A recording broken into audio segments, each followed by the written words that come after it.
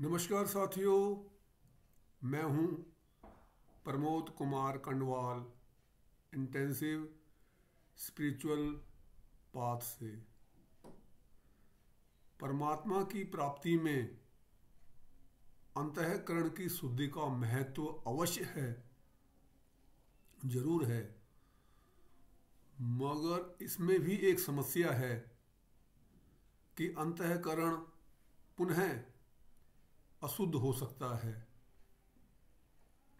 क्योंकि मनुष्य को रहना तो समाज के अंदर ही होता है। पर यदि वह व्यक्ति अंतःकरण से हमेशा के लिए अपना संबंध विच्छेद कर ले तो परमात्मा को प्राप्त करना निश्चित हो जाता है। इसके अलावा अंतःकरण की शुद्धि इतनी आसान भी नहीं है, इसमें समय भी बहुत ज़्यादा लगता है और आयु हमारी कम होती है।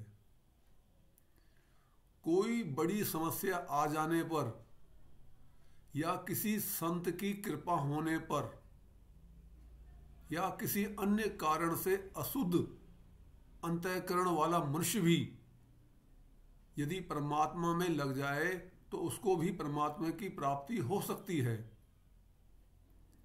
श्रीमद् भागवत गीता के अंदर श्री कृष्ण जी ने कहा है कि अगर तू सब पापियों से भी अधिक पापी है तो भी तू ज्ञान रूपी नौका के द्वारा निसंदेह ही संपूर्ण पाप समुद्र से अच्छी तरह तर जाएगा। अगर कोई दुराचारी से दुराचारी भी अनन्य भक्त होकर मेरा भजन करता है तो उसको साधु ही मानना चाहिए, क्योंकि उसने निश्चय बहुत ही अच्छा कर लिया है। जो हमारा नहीं है उसको यदि हम अपना ना माने तो वह मिला हुआ ही है। हमें केवल अपनी भूल को मिटाना है। सुख की कामना, आशा और भोग के कारण ही संसार हमारा नहीं है, इसका अनुभव हमको कभी नहीं होता। सर्वव्यापी प्रभु अक्रिय होते हुए भी सक्रिय हैं। जैसे हिमालय पर्वत है मगर वहां से तीव्र गति से नदियां निकलती हैं। बिन पग चले सुनहि बिन गाना, कर बिन कर्म करहि विधि नाना।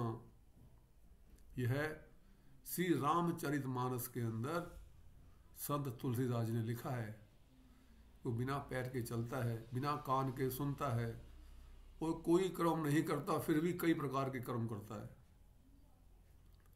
रज और वीर के सहयोग से ही शरीर का निर्माण होता है, मगर हमारे ग्रंथ और संत बताते हैं कि कुछ मनुष्य या महापुरुषों का निर्माण सिर्फ वीर के आधार पर ही हुआ है।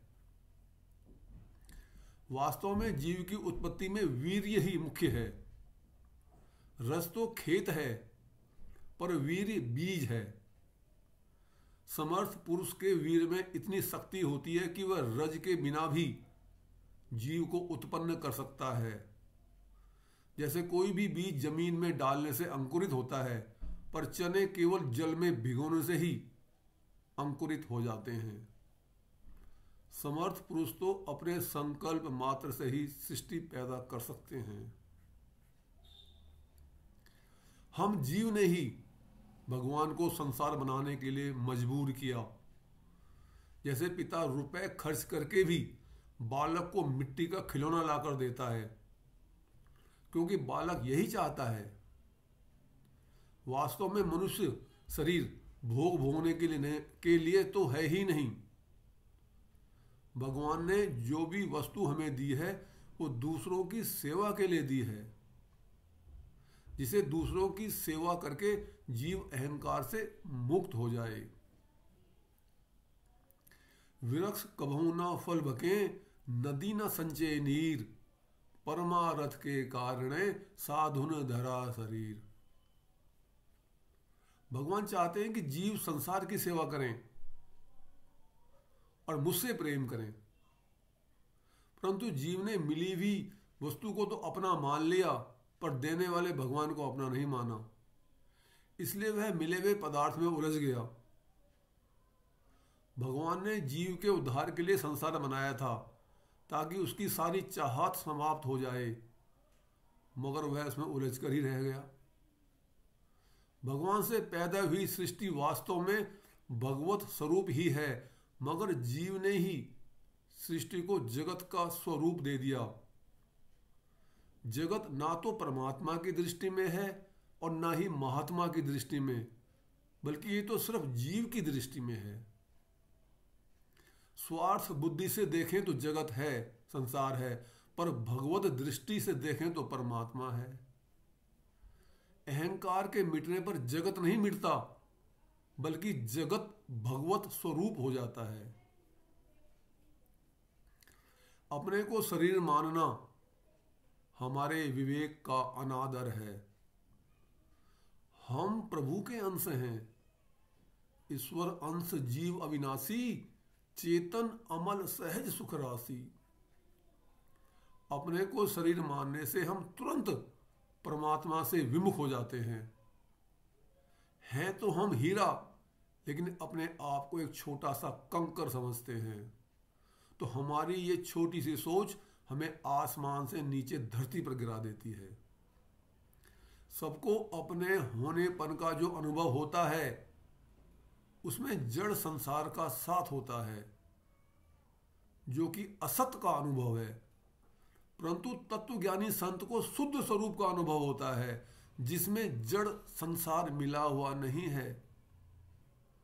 संत की सोच ही उसे हमेशा परमात्मा से जोड़ कर रखती है, और यही सोच उसे एक दिन परमात्मा से मिला भी देती है। अद्भुत सोच से संत पाता प्रभु का आशीर्वाद, अपने शरीर को शरीर मानने से उत्पन्न होते सभी विवाद। यदि आपको ये संदेश ज्ञानवर्धक तथा उपयोगी लगता है तो आप चैनल को सब्सक्राइब तथा वीडियो को लाइक, कमेंट और शेयर भी कर सकते हैं, ताकि रिलीज होने वाली सभी वीडियो का नोटिफिकेशन आपको मिलता रहे। गुरु भगवान सबका कल्याण करें।